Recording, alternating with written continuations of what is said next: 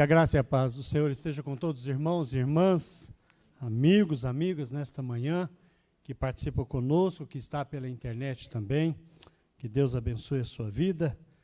Quero convidá-lo a ler um texto da Palavra de Deus, mas nem precisava pregar, porque essa música fez um spoiler da mensagem completa. Cordeiro de Deus, que nos livra da condenação da morte.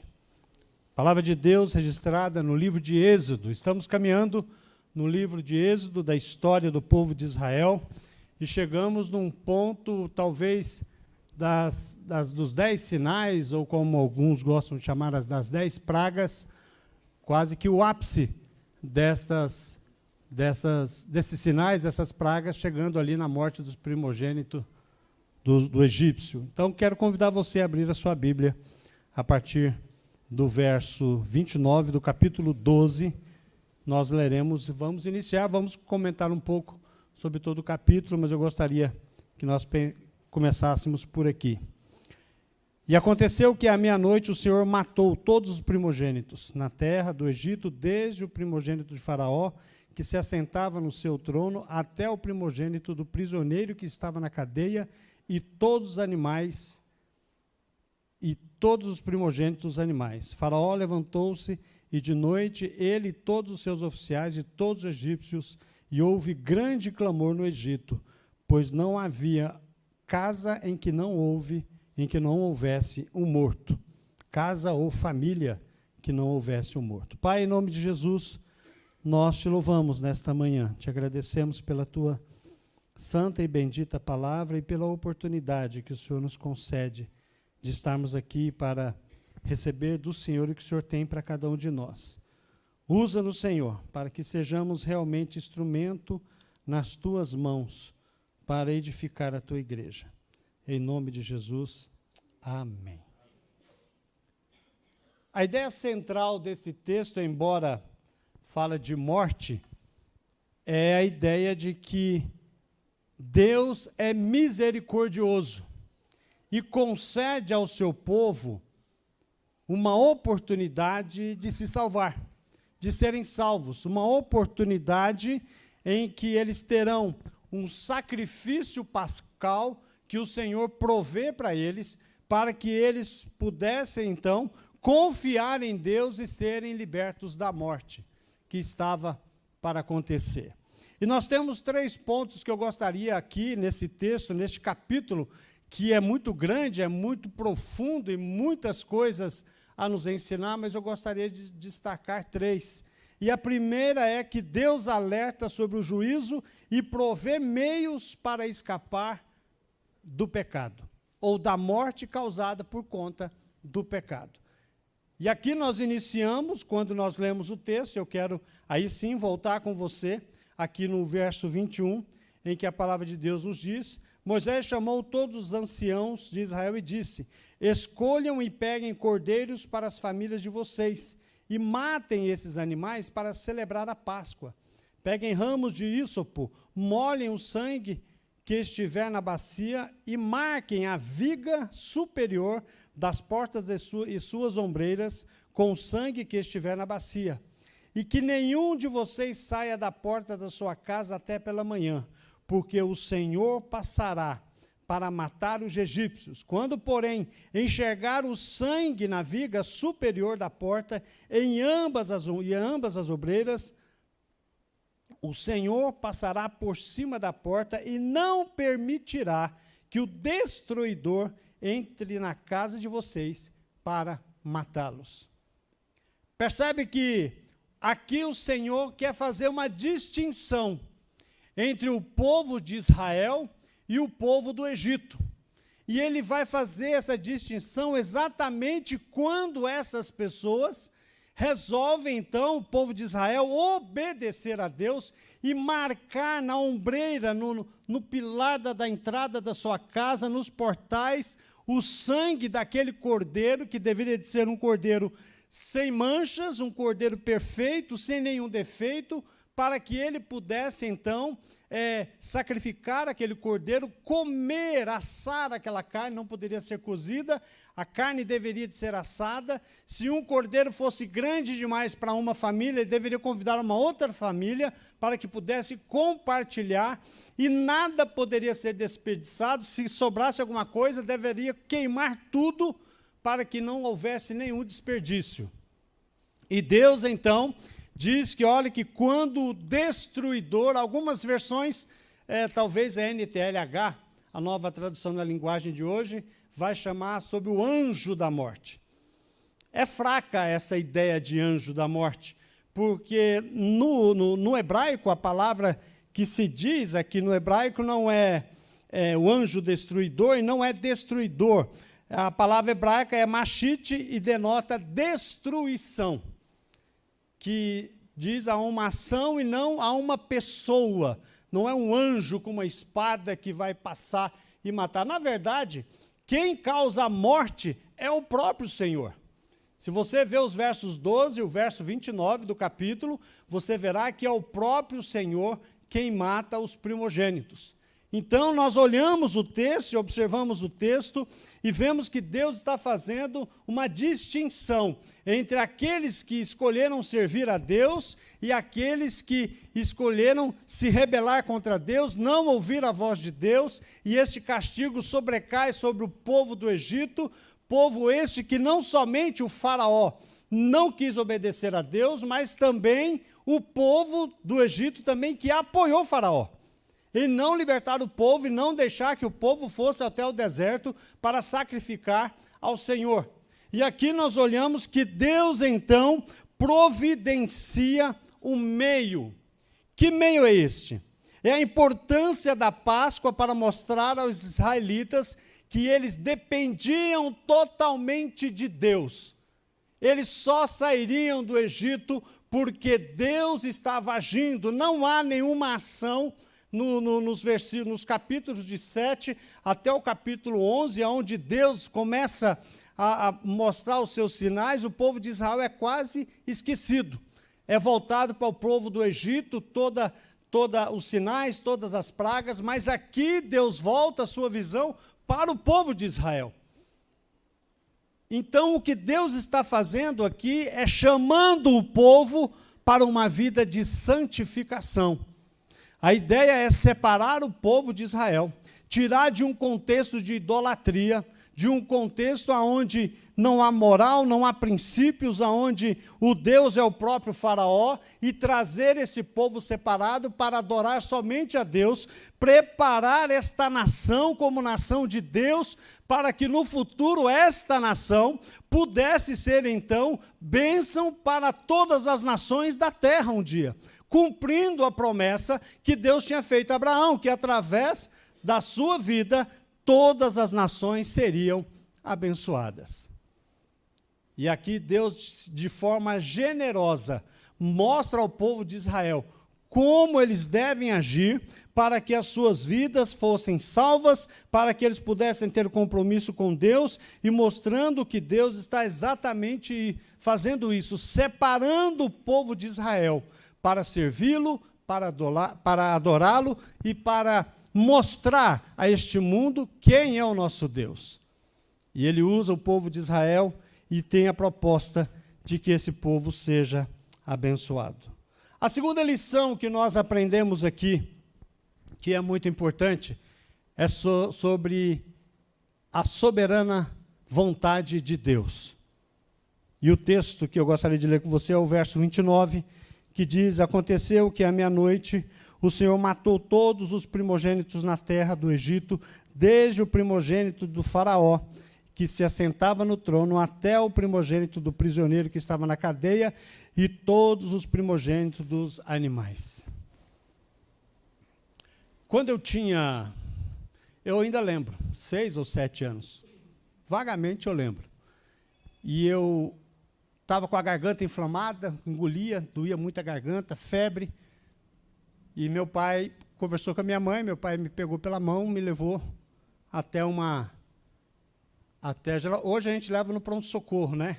Mas naquela época levava na farmácia, Porque o farmacêutico daquela época, irmão Jardel, era quase um neurocirurgião. Eles faziam tudo, né? Eles ministravam remédio, dava até pequenas cirurgias, eles poderiam fazer ali. Só que eu era pequeno, eu não entendia nada do que estava acontecendo ali. Meu pai me levou, trocou uma ideia, eu fiquei olhando uma caixa de balinha colorida lá, e meu pai pegou uma, depois que eu entendi, porque ele foi lá, pegou uma balinha, me deu a balinha, e me fez entrar dentro da farmácia. E eu entrei com meu pai. Eu achei legal, sempre você está do lado de cada farmácia. Eu entrei no meio dos remédios, fui conduzido a um quartinho, lá no fundo. E aí, no quartinho lá no fundo, meu pai conversando, até aí tudo bem. Quando o farmacêutico abriu uma gaveta, tirou um estojo de inox, e dentro do estojo tinha uma seringa de vidro. E dentro dessa seringa de vidro, juntamente com a seringa, tinha uma agulha desse tamanho.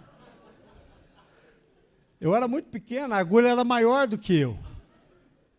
E eu comecei a ficar como um cão acuado dentro de uma sala, né, com o rabo entre as pernas, a orelha para trás, acuado. E eu comecei a conversar com meu pai, e falei, olha, não precisa, pai, eu não quero, tal. Ele falou, é necessário, filho. E o farmacêutico olhou para mim, deu um sorriso. Para mim foi um sorriso demoníaco naquela hora. Foi algo do diabo para mim. Ele sorriu para mim, e eu fiquei com medo dele, e ele preparou a injeção. E aí veio o momento mais triste na vida de um homem. É quando seu pai deita ele de bruço, as pernas enrijecidas, parece uma tábua, né? Deita e tira a roupa dele, deixa os seus glúteos à mostra e vem com aquela injeção que atravessou a perna, o osso, e parou na outra perna. E naquele momento eu odiei meu pai, porque ele fez tudo aquilo. E nunca mais passei na frente daquela farmácia e nem olhei para a cara daquele farmacêutico, que para mim era a expressão do mal. Fui para casa, com o tempo eu sarei, e hoje eu sei que mesmo naquela época que eu não entendia o que tinha sido feito, meu pai fez o que era melhor para mim. E hoje, graças a Deus, né, aquele homem não era o demônio, era até um homem usado por Deus naquele contexto para abençoar a minha vida. O que Deus faz aqui, com a morte dos primogênitos, com o endurecimento do coração do faraó, talvez nós não temos muitas explicações para isso.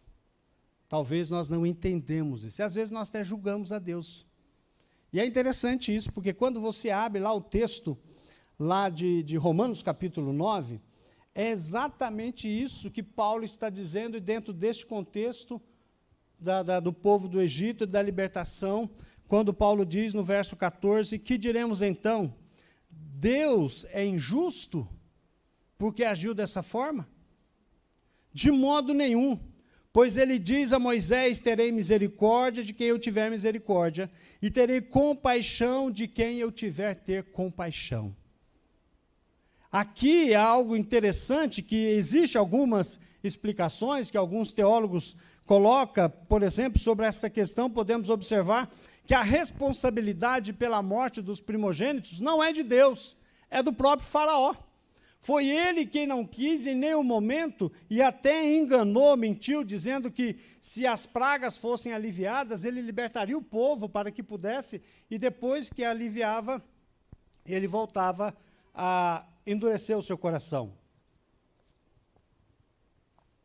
Então, não permitindo que o povo saísse para adorar a Deus. O segundo ponto também é que o faraó, ao mandar matar as crianças e jogar no rio Nilo, quando Moisés era pequeno, e que jogasse toda criança, então seria uma punição apropriada pelo que ele fez com o povo de Israel, quando Moisés era pequeno. E talvez o aviso, e talvez essa ideia também paira, que o aviso de que todos os primogênitos deveriam morrer, é uma dura lembrança de que todos os seres humanos estão condenados à morte. Todos nós. Ali a ideia não é somente que o povo dos egípcios deveria morrer, mas o povo de Israel também deveria morrer, porque todos são descendência de Adão. todos são pecadores, como o povo de Israel, o povo do Egito, eu e você também estamos debaixo da mesma condenação, porque somos pecadores e somos descendência de Adão. Mas nós poderíamos avançar um pouquinho mais, talvez pensar em Jó, quando também questionou a justiça de Deus e olhando a sua situação, fez algumas perguntas a Deus, e Deus é maravilhoso, e o texto do livro de Jó é maravilhoso, porque Deus vai então preparar Jó e vai fazer pergunta, e que essas perguntas possam pairar no nosso coração também, que às vezes pensamos que Deus não é justo, que Deus não faz justiça, e nós queremos questionar a Deus, então que sirva para nós também essas perguntas que Deus faz a Jó. Quem é este que obscurece os meus planos com palavras sem conhecimento? Eu lhe farei perguntas e você me responderá. Onde você estava quando lancei os fundamentos da terra?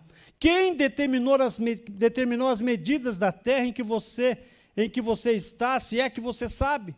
Sobre o que estão firmadas suas bases?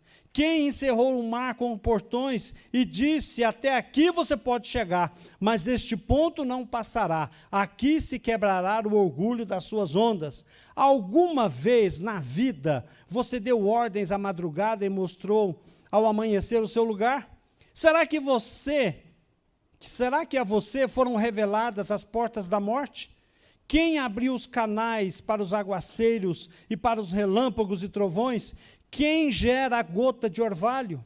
Você pode dar ordens aos relâmpagos? Será que você está querendo anular minha justiça ou me condenará para se justificar? Você tem o braço forte de Deus? E depois de tantas perguntas, muito mais do que essas, Jó se encolhe e diz algo muito interessante, a partir do verso 1 do capítulo 42.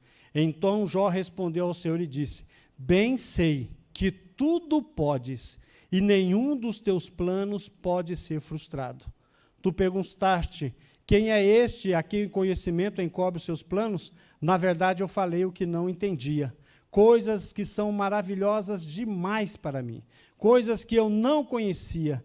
Disseste, escuta, porque eu vou falar, farei perguntas e você me responderá. Eu te conhecia, só de ouvir falar, mas agora os meus olhos te veem. Por isso, me abomino e me arrependo no pó e na cinza. Quem somos nós para questionar as ações de Deus? A nós cabe confiarmos em Deus. E não temos como medir o amor, a graça, a misericórdia e a justiça de Deus. Um pastor famosinho aí, que se afastou de nós, disse que se Deus manda matar os seus filhos, ele é um pai melhor que o próprio Deus, porque jamais condenaria seu filho. É claro que não condena. Não condena porque não sabe o que é verdadeira justiça. E nós não temos como medir. Não estamos nesse lugar e nem devemos pretender estar nesse lugar e nem julgar a Deus por querer dizer de alguma forma que no final Deus vai passar a mão na cabeça de todo mundo e vai levar todo mundo para o céu. Se Deus fosse passar a mão na cabeça de todo mundo e levasse todo mundo para o céu, Jesus não precisava morrer na cruz, não precisava de graça, não precisava de misericórdia, não precisava de nada. Cada um vive a sua vida como quer e no final Deus leva todo mundo para o céu. Só que Deus é amor, mas Deus é justiça. E Ele não toma o ímpio por inocente. É assim que diz a sua palavra. Amém? O terceiro ponto que eu gostaria de discorrer com você é sobre o poder do sangue. Veja algo interessante no verso 23, porque o Senhor passará para matar os egípcios. Quando, porém, enxergar o sangue na viga superior da porta e em ambas as ombreiras, o Senhor passará por cima da porta e não permitirá que o destruidor entre na casa de vocês para matá-los. Digno de nota, e eu estou repetindo algo que eu já disse no início, ali todos estão condenados à morte. Passar o sangue na porta significa a disposição daquela pessoa de aceitar o propósito de Deus para a vida dela, de aceitar que o plano que Deus tinha para o povo de Israel era numa ideia de nação, mas uma ideia de indivíduo também. Cada pessoa deveria colocar em sua casa particular, para a sua família, o sangue naquela porta, para que quando a morte se aproximasse, passasse por cima dela. Porque aquele sangue, o sangue de um cordeiro inocente, para que pudesse então ser livres da condenação que estava para vir. O ritual da Páscoa lida com a questão da rebelião humana contra Deus.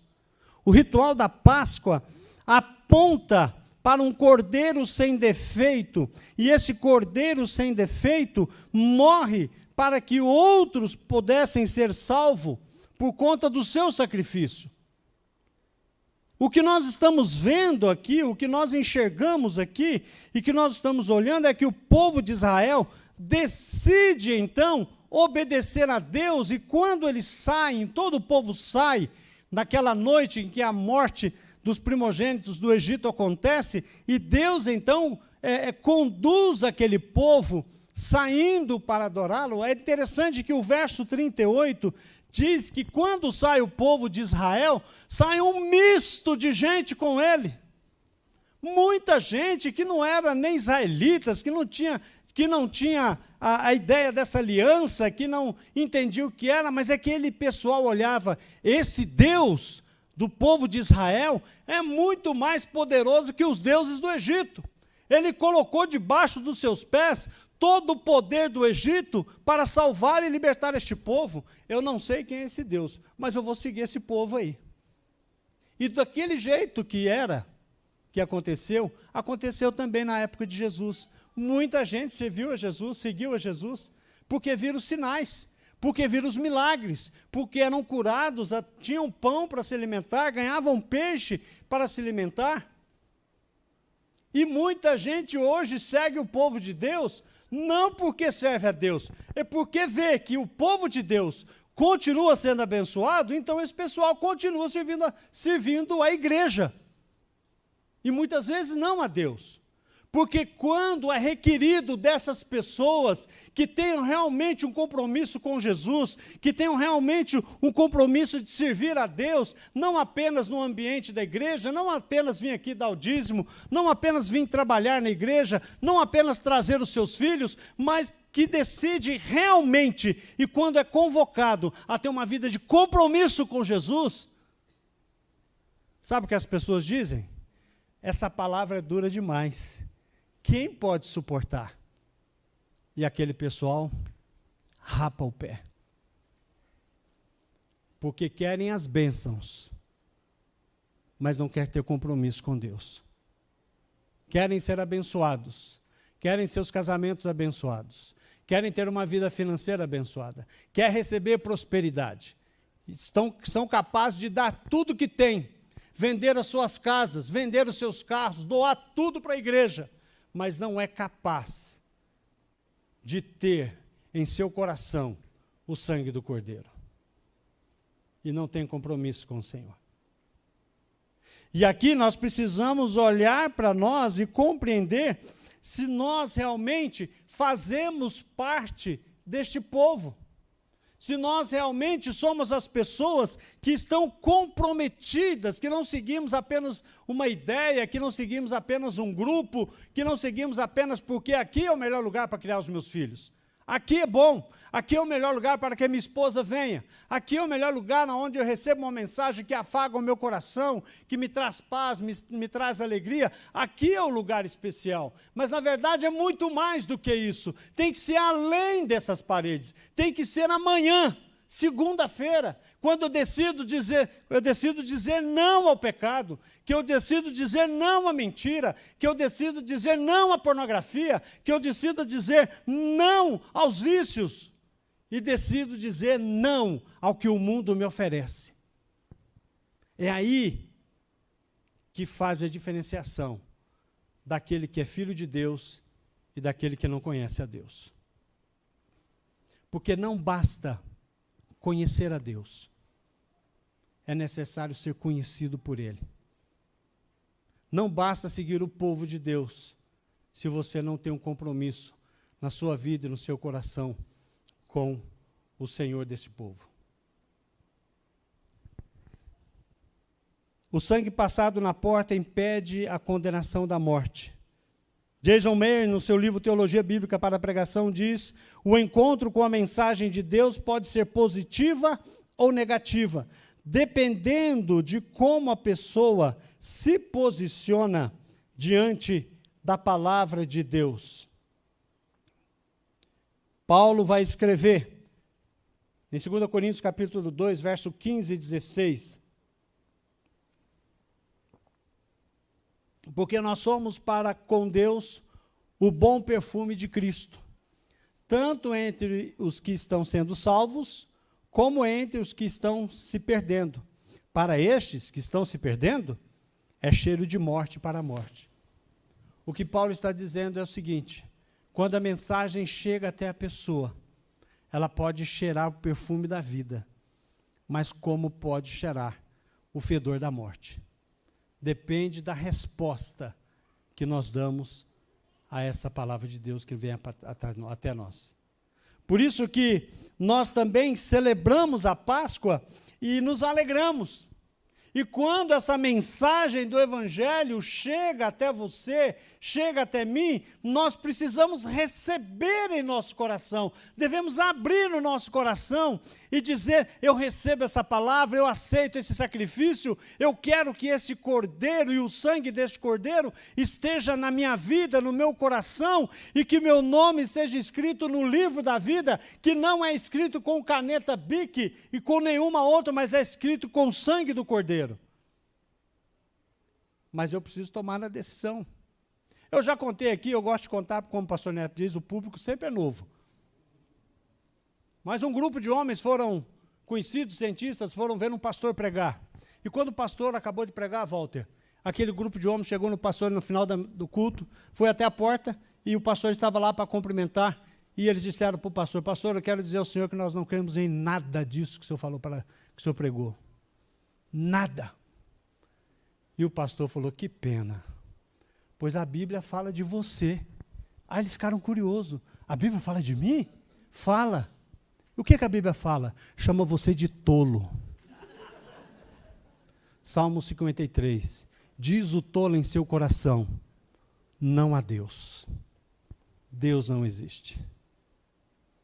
E nesta manhã, Deus está convocando a mim e a você que não sejamos tolos, mas que possamos crer na palavra de Deus, porque Deus libertou o povo de Israel para que essa libertação chegasse até cada um de nós, e está disponível a cada um de nós nesta manhã, para que nós possamos ser instrumentos de Deus, para que nós possamos ser usados para honrar e glorificar o povo de Deus. Assim como o povo de Israel decidiu passar o sangue nos umbrais daquela porta, você deve decidir, se ainda não decidiu, permitir que Jesus te lave e te complete, porque no sangue de Jesus, e o sangue de Jesus nos purifica de todo o pecado.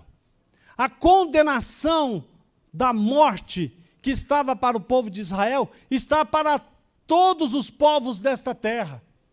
O que vai diferenciar o que aconteceu é que nós possamos permitir e enxergar como João Batista enxergou quando ele olhou para Jesus e disse: eis o Cordeiro de Deus que tira o pecado do mundo.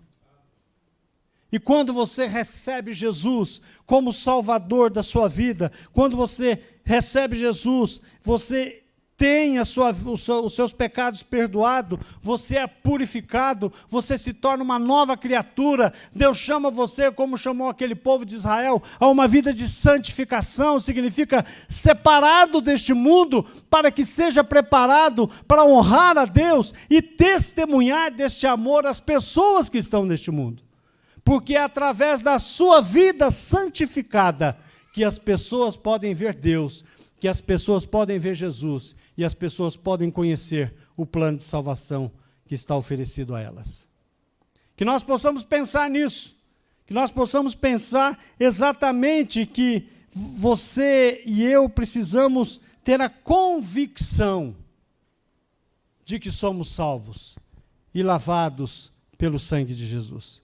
Pastor, como eu posso ter essa certeza? Eu tenho 2 pontos de interrogação aqui na lapela do meu blazer, que são 2 perguntas que nós usamos que pode mudar a sua vida. A primeira pergunta é: se você morrer hoje, eu quero que você viva pelo menos mais 90 anos, ok? Tá bom aqui? 90 anos. Mas se você morresse hoje, você tem certeza, você pode cravar, eu vou para o céu? Responda no seu coração. Você tem essa certeza? Se você tem, amém. Se você não tem, fique em paz, porque você pode ter daqui a pouco. A segunda pergunta, que é tão importante quanto a primeira, não sei se no céu tem porta, mas vamos pensar que tenha. E quando você chegar na porta do céu, Jesus olhar para você, vai te perguntar o seguinte: por que eu tenho que te deixar entrar no meu céu? O que você diria? Algumas pessoas diriam: porque eu nunca fiz mal para ninguém. Se eu fiz mal a alguém, fiz mal só para mim mesmo. Não roubei nada. Sempre fui uma pessoa honesta. Que bom que não é por aí. Porque se fosse por aí, estava todo mundo condenado. A verdade é que para nós termos a convicção de que nós somos salvos, é entender que o Espírito de Deus testifica com o nosso espírito que nós somos filhos de Deus.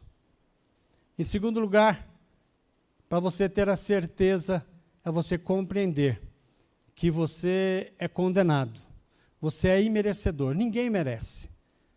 Quando Deus olha para esta igreja aqui, para esta nave, Ele vê todas as pessoas que merecem ir para o inferno, a partir da minha vida. Todas nós. Não há nada em nós que nos faça merecedores de ir para o céu. Mas quando Deus olha para nós, Ele vê algo muito importante. Porque quando Deus olha para você e para mim, como pessoas que não receberam Jesus, Ele olha uma pessoa que Ele ama, que está condenada, mas que Ele precisa punir o pecado que está em nós. Nesse caso, estamos todos condenados. Porque a lei de Deus, dada por Moisés, ela não tem o poder para salvar. Ela tem o poder para apontar o pecado. Mas em Jesus, quando nós recebemos Ele como Salvador e Senhor, Deus olha para você, através deste óculos aqui. Vamos dizer que esse óculos é Jesus. Claro que não é. Mas vamos fazer uma ilustração aqui. Deus olha para você, Ele vê uma pessoa condenada. Aliás, Ele vê uma pessoa que merece a condenação, mas é uma pessoa que foi justificada pelo sangue de Jesus. Porque recebeu Jesus como Salvador e Senhor. E o que Deus vai dizer para uma pessoa assim? Servo bom e fiel, entra para o gozo do teu Senhor. E isso está disponível a todos nós. A salvação que Deus oferece ao povo de Israel também está disponível, porque aquilo que aconteceu em Êxodo 12 aponta para Jesus, o Cordeiro perfeito, que decidiu, simplesmente por nos amar, a salvar as nossas vidas. E Ele entrega a sua vida como um Cordeiro perfeito, que é mutilado, que é chicoteado, que tem a sua carne rasgada, o seu sangue derramado, é cuspido, é chutado, é esmorrado, é esbofeteado, é crucificado, para que você e eu pudéssemos ter a vida eterna. O convite que eu faço a você nesta manhã, tanto aqueles que estão aqui que não têm certeza da sua salvação, como você que está em casa, é um convite de que você desafie Jesus a entrar no seu coração e transformar a sua vida. Feche seus olhos, eu gostaria de orar um pouco com você. Se você não tem certeza da sua salvação, mas gostaria e quer que Jesus possa derramar o seu sangue em sua vida, guardando a sua vida, escrevendo o seu nome no livro da vida, para que você seja livre da condenação, do pecado e da morte eterna. Eu quero convidar você a fazer essa oração.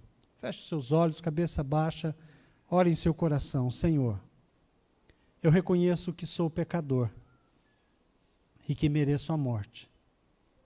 Mas eu convido Jesus para entrar no meu coração e que me liberte da condenação da morte. Eu aceito como meu Salvador, o meu Senhor e o meu libertador. Escreve, Senhor, o meu nome no livro da vida. Amém. Estamos todos de olhos fechados. Se você não recebeu Jesus como Salvador e fez essa oração e quer receber Jesus como seu Salvador e Senhor, levante a sua mão. Mas só levante a sua mão se você tiver convicção dessa decisão, que vai transformar a sua vida. Eu gostaria de orar por você. Levante a sua mão. Alguém aqui que quer receber Jesus como seu Salvador e Senhor? Você que está em casa também, você pode tomar essa decisão. Se você quer tomar essa decisão e está tomando, entre na descrição do link do vídeo aí abaixo, escreva o seu nome, fale sobre a sua decisão, deixe o seu contato, que nós queremos ajudar você. Que Deus nos abençoe. Pai, em nome de Jesus, nós te louvamos, ó Deus, porque a tua graça, a tua misericórdia, o teu amor e a tua justiça foram manifestadas ao povo de Israel e ao povo do Egito. E é manifestada nesta manhã aqui também, Senhor. Nós te louvamos pela salvação em Jesus. Te louvamos, ó Deus, pela oportunidade, Senhor, que nós temos, ó Deus, de te servir. Gratos ao Senhor por todas as bênçãos que o Senhor tem derramado sobre a nossa vida. Gratos ao Senhor pela tua graça que nos alcançou. Ó Deus, nós te louvamos, nós te agradecemos, e que nós, como seus filhos, como os teus servos, possamos realmente, ó Deus, estar comprometidos a uma vida santa, Senhor. Fazer valer o sangue de Jesus em nossas vidas. Fazer valer uma vida santa que glorifica o teu nome, que testifica do Senhor às outras pessoas. Senhor, que nós sejamos desafiados, não somente, ó Deus, andarmos neste mundo como pessoas cristãs, mas como verdadeiros missionários que leva a tua palavra às pessoas que estão condenadas à morte. Assim como nós tivemos a oportunidade de receber Jesus como Salvador e Senhor, que sejamos instrumentos, meu Senhor, para que possamos também levar essa salvação, essa mensagem salvadora à vida das pessoas. Ó Deus, muito obrigado pela tua igreja, muito obrigado pelo teu povo, muito obrigado pelo propósito de vida que o Senhor tem em cada um de nós. Nós te louvamos, gratos no nome de Jesus. Amém.